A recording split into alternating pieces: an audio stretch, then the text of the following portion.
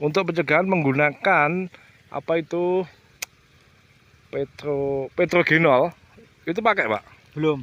Perangkap itu belum pakai ya? Belum pakai. Oh, iya. Belum.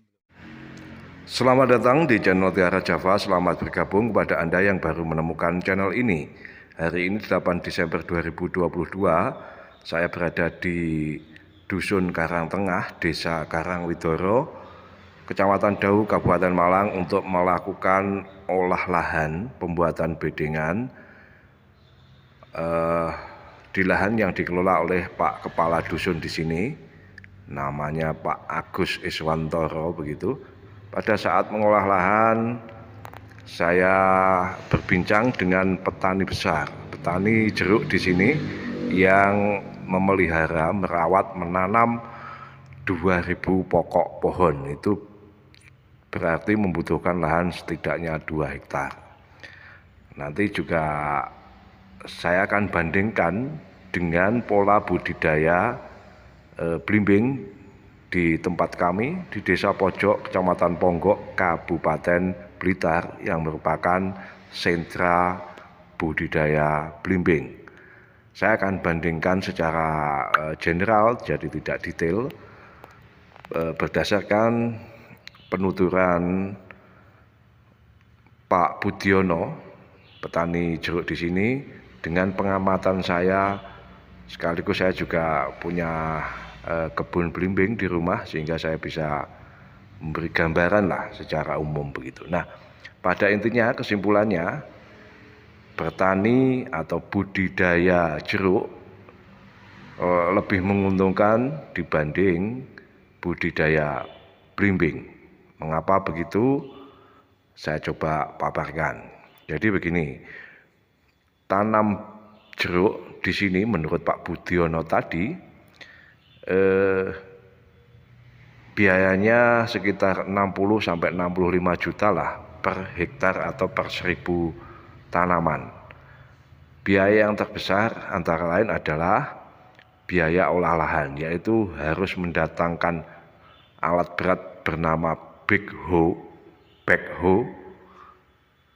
tetapi yang biasa disebut bego di desa-desa, itu untuk membalik lahan, menggemburkan lahan, kemudian meratakan begitu, karena kondisi tanah di sini di lereng Gunung Kawi, di sisi timur Gunung Kawi.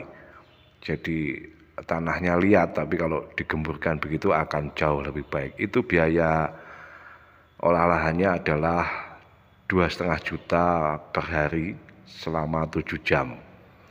Kalau lahan 1 hektar mungkin butuh ya 10 hari lah, jadi sekitar 25 juta sendiri. Kemudian diberikan kompos atau pupuk organik dan ditanami dengan bibit yang sudah berumur setidaknya 1 tahun. Itu harganya sekitar 35-an ribu atau berapa begitu, ya 35 lah. Itu pengeluaran terbesar kedua. Kemudian antara umur 1 sampai 2 tahun itu kan masih pendek tanaman jeruk, maka bisa ditanami dengan tanaman lain yang masa panennya cepat, entah cabai atau apapun lah begitu. Nanti kalau perawatannya bagus, umur 2 tahun lebih sedikit itu sudah mulai berbuah, belajar berbuah, istilahnya begitu. Dan pada masa puncak produksi dalam 1 tahun bisa menghasilkan uang antara 300 sampai 400 juta per tahun. Itu masa puncak produktifnya si tanaman jeruk. Keuntungan budidaya jeruk, penyebraiannya misalnya cukup hanya seminggu sekali, tapi saya kira ini situasional lah, karena kalau ada ancaman serangga atau lalat buah terutama, ya berarti perlu lebih sering. Kemudian jeruk ini juga tidak perlu dibrongsong atau dibungkus sebagaimana buah belimbing yang di tempat kami mutlak perlu, selain karena untuk mencegah serangan lalat buah atau menyeng atau manyang, itu juga supaya buah ini bisa lebih besar. Mengapa? Karena sudah terbukti di daerah kami, kalau tidak dibrongsong atau tidak dibungkus, buah belimbing tidak akan bisa lebih besar. Begitu. Nah, untuk perawatan lain samalah, pemupukannya juga sama. Kemudian teknik pruning atau potong pucuk dan sebagainya itu sama, seluruhnya sama. Pengairannya juga sama. Kemudian petani di sini juga tidak menggunakan bahan aktifnya ya saya lupa. Intinya untuk merangsang pembungaan. Bahan kimia tentu saja, sehingga kalau dipakai terus-menerus itu juga berdampak buruk, maka di sini serba alami. Penyemprotannya menggunakan sancin, maksudnya adalah mesin steam, pompa steam bertekanan tinggi yang biasanya untuk mencuci mobil. Itu menggunakan selang yang panjang begitu, tidak memakai tangki gendong. Dengan kalkulasi yang demikian dan harga yang cenderung stabil, harga jeruk itu stabil antara 5.000 sampai 8.000. 5.000 itu adalah titik terendah. Kemudian kalau titik tertinggi bisa pernah 17.000, tapi itu tuh jarang. Sementara kalau belimbing 5.000 itu termasuk istimewa. Kalau di desa kami harga belimbing 5.000 per kilo itu sudah sangat istimewa dari petani, maksudnya harga dari petani. Nah, kalau harga stabilnya antara 2,5 sampai 3,5. Kalau sudah di bawah 2.000 itu hanya balik modal petani belimbing, sehingga ya hanya balik modal, apalagi kalau 1.000, dan itu lebih sering terjadi semacam itu. Sehingga produksi belimbing di tempat kami tidak tertampung di pasar, menjadi pakan kambing, itu sudah biasa. Dengan demikian saya kira secara umum budidaya jeruk itu lebih menguntungkan dibanding budidaya belimbing. Tapi juga perlu lihat karakter tanahnya lah. Kalau di tempat kami yang cenderung berpasir, jeruk memang kurang bagus. Bagusnya yang agak liat. Ya intinya kesuburan tanah lah. Kalau di tanah berpasir pun kalau diberi kompos atau pupuk kandang yang banyak juga pada akhirnya juga akan subur. Nah, sebetulnya saya wawancara panjang dan saya rekam dengan Pak Budiono, tapi ternyata file videonya bermasalah sehingga tidak bisa saya upload secara langsung. Hanya sebagian yang terselamatkan. Berikutnya mungkin soal potensi pasar. Potensi penjualan hasil panen jeruk itu masih sangat terbuka, artinya menurut Pak Budiono tidak pernah ada cerita jeruk dibuang-buang.